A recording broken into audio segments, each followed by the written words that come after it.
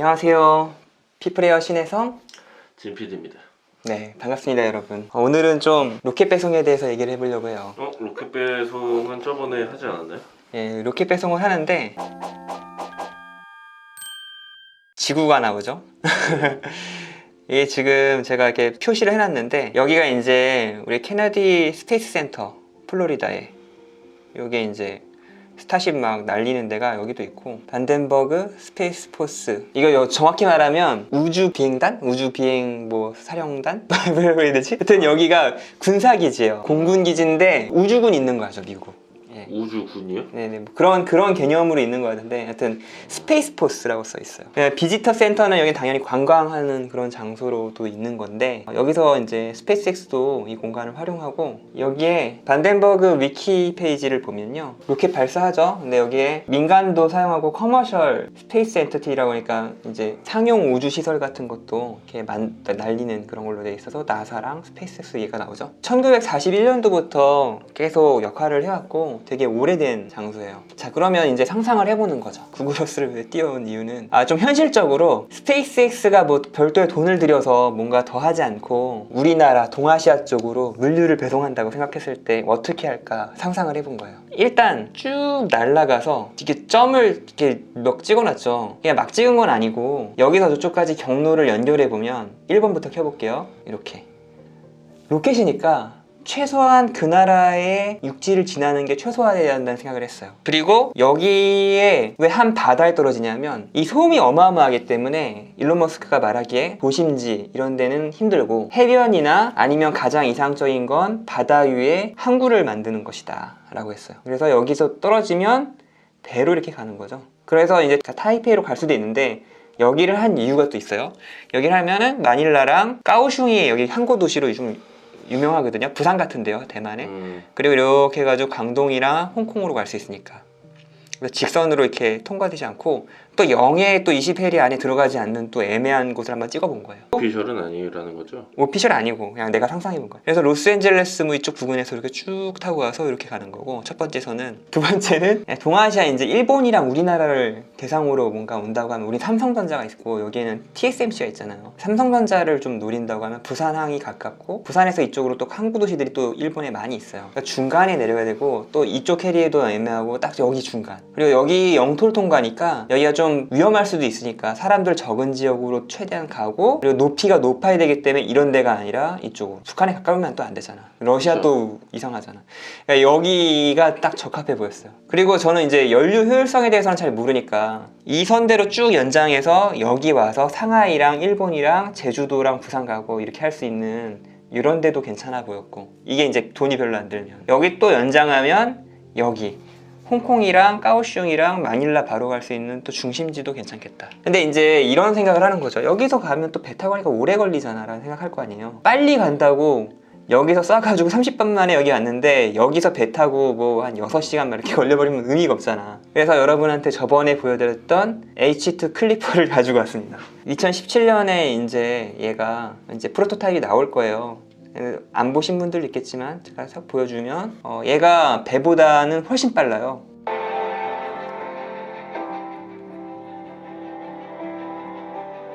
안에 수소가 들어있고요. 폭발을 일으키지 않게끔 설계를 했다고 해요. 그리고 위에 태양열 전지로 친환경이죠. 그리고 이게 떠서 이동을 하는 거니까 직선거리를 이용해서 도시에서 도시로 갈 때도 더 유리하고 그리고 속도가 로켓도 아니고 이게 좀 레이더로 봤을 때 무섭지 않잖아요. 로켓은 진짜 저게 뭐 대륙탄도 미사일인지 ICBM인지 내가 알게 뭐야. 그렇죠. 하루 딱 생각 바꿔서 ICBM 바꿔서 실으면 이제 폭탄 떨어지는 거잖아요 도시에. 그러니까 경로는 바다로 가야 된다고 생각했고 그 다음에 좀 이상적으로 보이는 건 빨리 가는 거는 이런 거.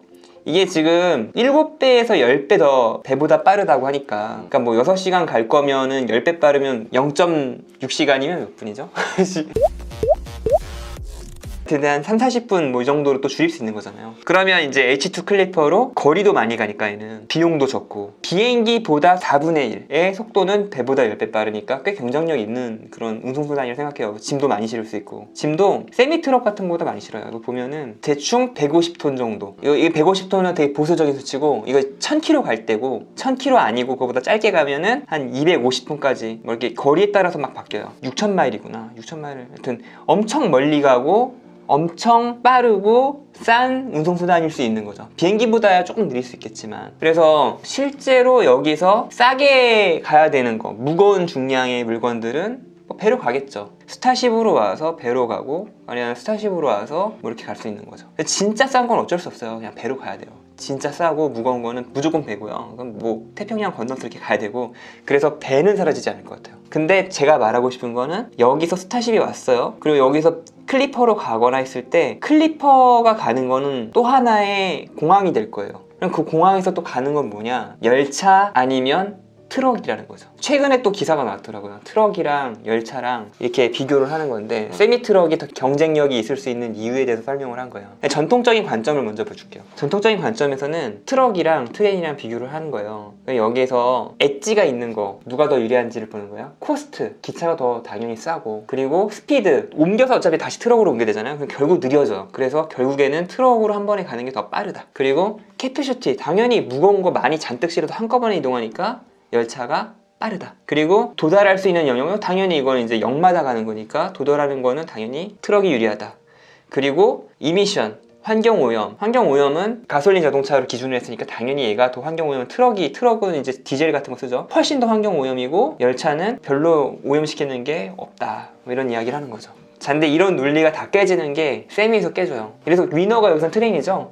근데 테슬라의 세미 트럭은 이미션이 없겠죠, 전기차니까. 그쵸. 그리고 군지 운행을 하고 속도도 더 빨라져. 기존의 트럭보다 훨씬 더 빨라요. 캐피시티도 거의 맥스로 갈 수 있는 거죠. 한 사람이 갔을 때 트럭이 한 대가 가고 9대가 따라가게 해서 열차처럼 이동하는 군지 운행을 한다고 하면 캐피시티도 더 좋아질 수 있어요. 그리고 리치도 군지 운행하다가 만약 자율주행이 되면 사람이 아예 필요 없을 거고 이제 여기서 분산돼가지고 가는 것도 미래에는 가능해질 수 있다고 하면 점점점 이것도 더 유리해지는 거죠. 원래도 유리했는데 목적지에 바로 가니까. 그리고 코스트도 심지어 더 쌀 수 있다는 이야기를 하는 거예요. 그래서 이런 기사가 있어요. 테슬라 세미가 열차보다 더 충분히 쌀 수 있다. 뭐 이런 얘기를 하는 거죠. 그 지상 운송에서. 이제 왜 그럴 수 있는지에 대해서 얘기를 하면 어차피 간 다음에 트럭으로 옮겨 타는 과정이 있기 때문에 역 자체가 목적지가 아닌 이상은 결국엔 또 트럭을 써야 되는 단점이 있죠. 그리고 여기서 옮겨 싣는 과정도 돈이고 그리고 탑의 인프라 비용도 좀 문제가 있어요. 그래서 저는 제가 생각하는 미래는 H2 클리퍼 같은 운송수단이 가능하다고 하면 트럭은 앞으로 영원히 사라질 수 있는 이유가 얘는 도착 지점만 공간을 차지해요. 트럭이 영원히 사라진다고 말씀하셨어요. 트럭이 영원히 사라지게 아니라 죄송합니다. 열차가 영원히 사라진다. 열차가.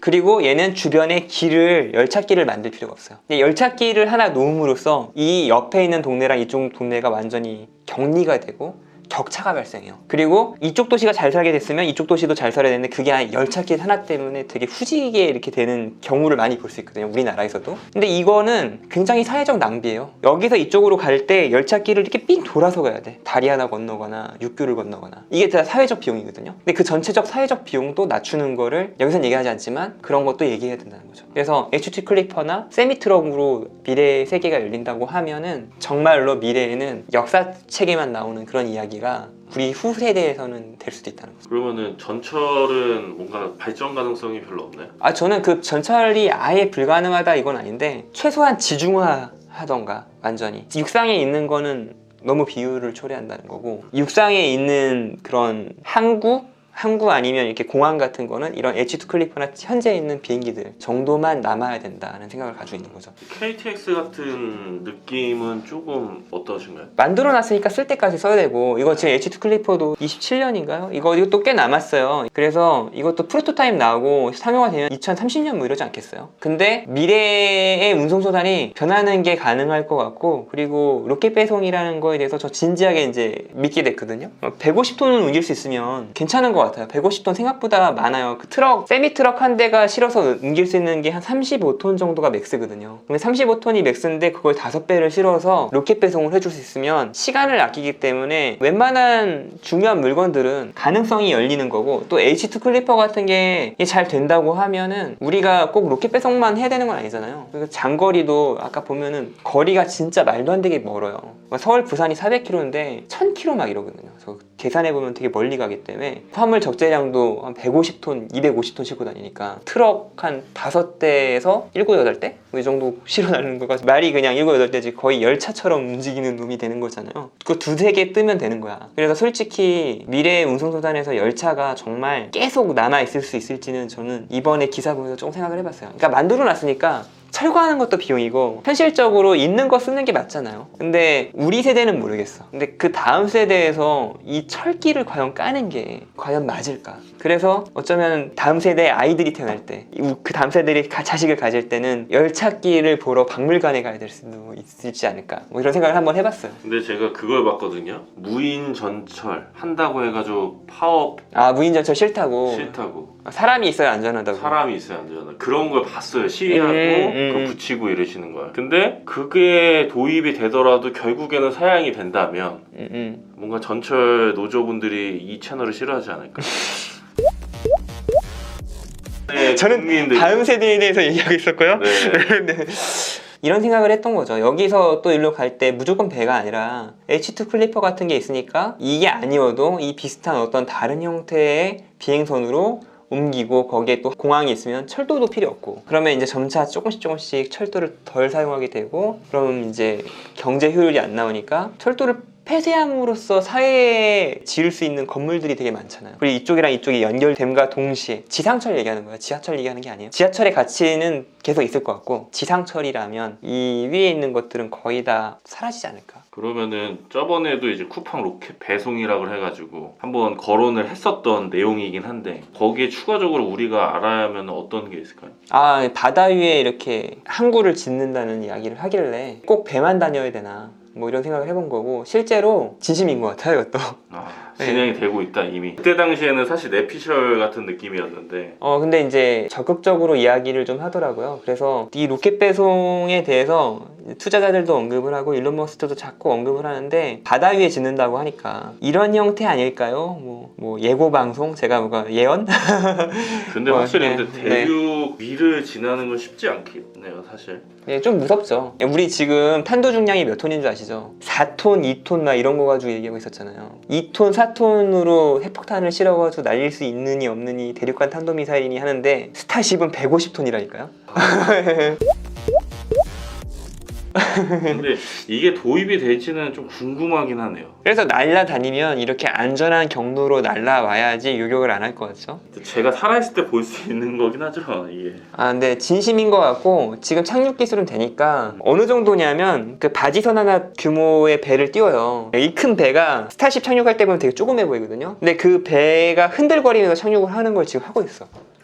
외계인이네, 외계인. 네, 그걸 왜 하냐면 갔다가 땅에 떨어지면 지구가 돌잖아요. 이 도는데 일로 가는 게 에너지가 낭비니까, 도는데 그냥 바다로 떨어져 바다에서 배로 옮기면 에너지를 덜 써서, 그래서 쓰는 거예요. 이런 게 이미 예전에 미래에 대해서 예측할 수 있는 사람들은 이미 예견을 했던 일이고, 그리고 저는 이제 그런 거에 대해서 하나하나 생각해 보니까 진짜 합리적인 것 같다. 특히 지상에 나와 있는 철도는 위험하기도 하고 사라지는 게 맞는 것 같다, 이런 생각을 하는 거죠. 사회적 비용이니까. 아무튼 저는 전국 철도 노동조합 분들에게 죄송하다는 말씀. 근데 시간이 오래 걸리는 거고 지하철은 의미가 있다니까요. 또 테슬라가 루시드랑 이제 25,000달러 경쟁하느냐 그때처럼 네네. 굉장한 오해를 받으실 것 같긴 하네요. 그때도 항상 우리는 루시드가 나쁘지 않다라고 얘기했지만 굉장히 많은 분들이 화를 내셨거든요. 배터리 잘 만들고 모터도 잘 만드는데 뭐 내가 뭐라고 할 게 뭐가 있어. 이 클리퍼가 성공할지 모르겠지만 H2 클리퍼 아니어도 다른 사람들이 만들어낼 것 같다. 그런 건 있네요. 미국에도 전철이 다 깔리지 않은 걸로 알고 있거든요. 너무 땅이 넓어서. 근데 청나라 시대 때 중국도 채권을 발행을 해가지고 어거지로 다 깔아놨더니만 돈을 안 갚아. 돈을 안 갚았고 네. 그런 거 봤을 때 그렇게까지 해서 까나나토 전철들이 의미가 퇴색될 수 있다라고 하면은 좀 누군가는 배가 아프겠네. 철도는 100년, 200년 역할을 했기 때문에 지상에 다니는 열차가 사라진다 하더라도 충분히 돈값을 다 한 거라고 생각해요. 근데 사실 우리 시대 때 안 올 수도 있는 기술이잖아요, 그렇죠? 지금 이 스페이스 X라든지 아니면은 저는 온다고 봐요. 온다. 온다. 스페이스X는 지금 이미 스타쉽 테스트를 거의 끝마친 상태고 이번에 아마 원래 60개씩 뿌렸는데 저궤도를 나가면 100톤까지고 저궤도라는 거를 기준이 있거든요. 그 기준에 안에서 놀면 아마 150톤인데 인공위성 150톤이면 몇백 개씩 뿌리는 거거든요. 200개씩 뿌릴 수 있을 것 같은데 그러면 네, 우리 세대 온다. 스페이스 X 기술 주식이 발행이 되는 순간 사야하나요? 스페이스X를 합친다는 얘기도 있고 여러 가지 루머가 있는데 확실한 건 없고요. 그냥 이런 회사의 CEO가 우리가 고용한 CEO다. 근데 일론 머스크 또 위험하다 생각하는 사람도 있으니까. 자, 그러면 이제 마무리 멘트 한번 해주시죠. 네, 그냥 오늘은 정말 엔터테인먼트로 들으시면 될 것 같고요. 그냥 스타쉽이 이야기가 나오면 저런 경로이지 않을까 한번 여러분한테 제 생각을 한번 이야기해봤습니다. 앞으로 미래가 기대됩니다. 네, 저희 이야기가 흥미로우셨다면 좋아요와 구독, 알람 설정까지 감사합니다.